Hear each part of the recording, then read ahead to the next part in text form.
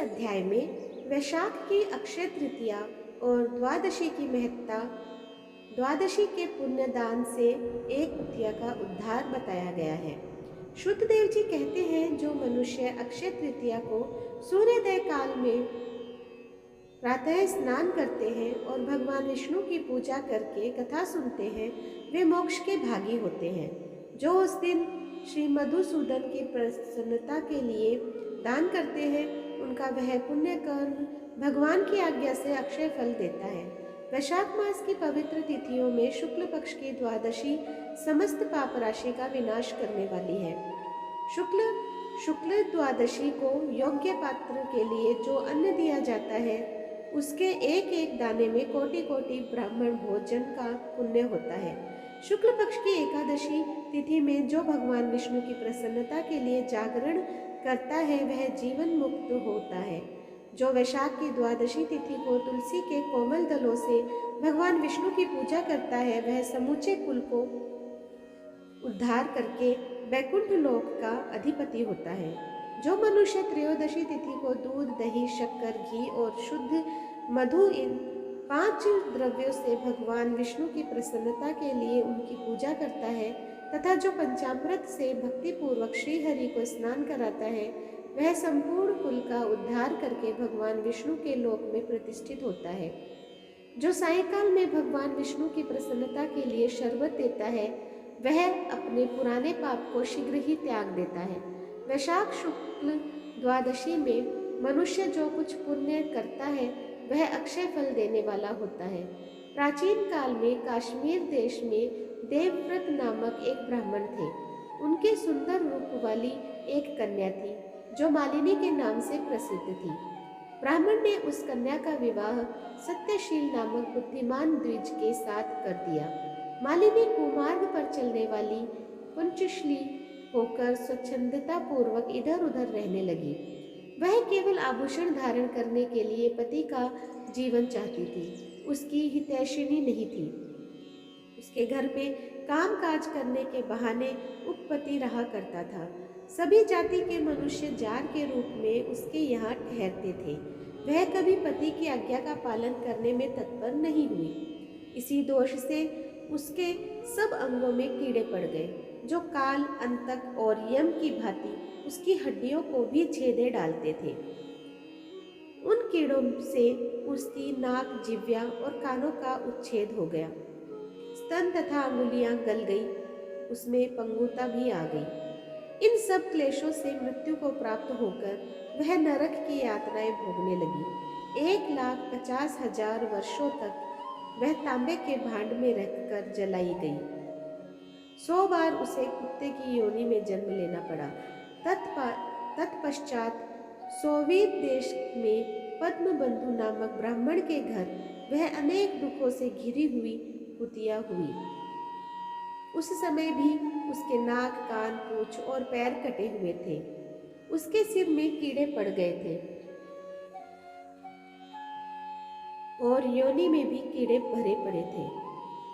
राजन, इस प्रकार 30 वर्ष बीत गए। एक दिन वैशाख के शुक्ल पक्ष की द्वादशी तिथि को पद्मबंधु का पुत्र नदी में स्नान करके पवित्र हो भीगे वस्त्र से घर आया।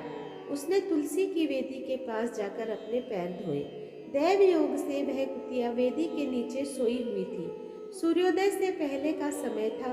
ब्राह्मण कुमार के चरणोदक से वह नहा गई और तत्काल उसके सारे पाप नष्ट हो गए। फिर तो उसी क्षण उसे अपने पूर्व जन्मों का स्मरण हो आया। पहले के कर्मों की याद आने से वह कुतिया तपस्वी के पास जाकर दीनता पूर्वक पुकारने लगी, हे मुने, आप हमारी रक्षा करें। उसने पद्मबंधु मुनि के पुत्र से अपने पूर्व जन्म के दुराचार पूर्ण वृत्तांत सुनाए और यह भी कहा, ब्राह्मण, जो कोई भी दूसरी युवती पति के ऊपर वशीकरण का प्रयोग करती है, वह दुराचारिणी मेरी ही तरह तांबे के पात्र में पकाई जाती है। पति स्वामी है, पति गुरु है और पति उत्तम देवता है। साध्वी स्त्री उस पति का अपराध करके कैसे सुख पा सकती है? पति का अपराध करने वाली स्त्री सैकड़ों बार तीर्य योनि यानी कि पशु पक्षियों की योनि में और अरबों बार कीड़ों की योनि में जन्म लेती हैं। इसीलिए स्त्रियों को सदैव अपने पति की आज्ञा का पालन करना चाहिए। ब्राह्मण, आज मैं आपकी दृष्टि के सम्मुख आई हूँ। यदि आप मेरा उद्धार नहीं करेंगे तो मुझे पुनः इसी यातना पूर्ण घृणित योनि का दर्शन करना पड़ेगा। अतः विप्रवर, मुझ पापाचारिणी को वैशाख शुक्ल पक्ष में अपना पुण्य प्रदान करके उबार लीजिए। आपने जो पुण्य की वृद्धि करने वाली द्वादशी की है, उसमें स्नान, दान और अन्न भोजन कराने से जो पुण्य हुआ है, उससे मुझ दुराचारिणी का भी उद्धार हो जाएगा। महाभाग, दीन वत्सल, मुझ दुखिया के प्रति दया कीजिए। आपके स्वामी जगदीश्वर जनार्दन दीनों के रक्षक हैं। उनके भक्त भी उन्हीं के समान होते हैं। दीन वत्सल, मैं आपके दरवाजे पर रहने वाली कुतिया हूँ। मुझ दीना के प्रति दया कीजिए, मेरा उद्धार कीजिए। अंतर में मैं आप द्विजेंद्र को नमस्कार करती हूँ। उसका वचन सुनकर मुनि के पुत्र ने कहा, कुतिया, सब प्राणी अपने किए हुए कर्मों के ही सुख दुख रूप फल भोगते हैं। जैसे सांप को दिया हुआ शर्करा मिश्रित दूध केवल विष की वृद्धि करता है, उसी प्रकार पापी को दिया हुआ पुण्य उसके पाप में सहायक होता है। मुनि कुमार के ऐसा कहने पर कुतिया दुख में डूब गई और उसके पिता के पास जाकर आर्त स्वर में क्रंदन करती हुई बोली, पद्म बंधु बाबा, मैं तुम्हारे दरवाजे की कुतिया हूँ। मैंने सदा तुम्हारी जूठन खाई है। मेरी रक्षा करो, मुझे बचाओ। गृहस्थ महात्मा के घर पर जो पालतू जीव रहते हैं, उनका उद्धार करना चाहिए। यह वेद वेत्ताओं का मत है।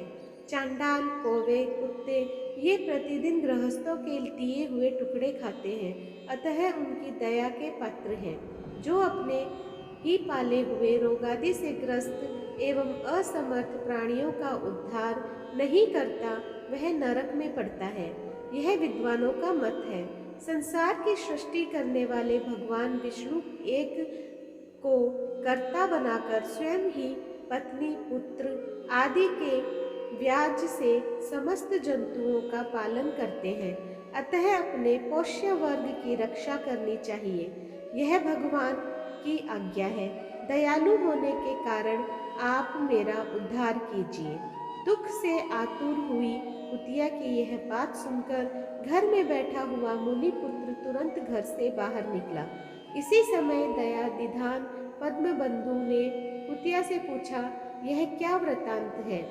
तब पुत्र ने सब समाचार कह सुनाया।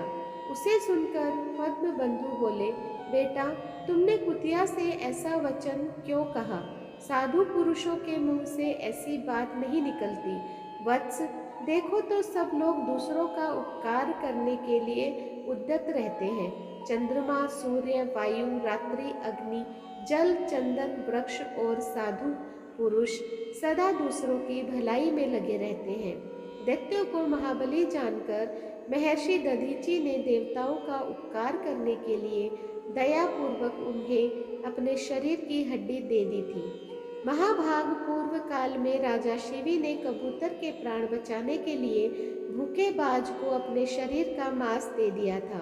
पहले इस पृथ्वी पर जीमूत वाहन नामक एक राजा हो गए थे।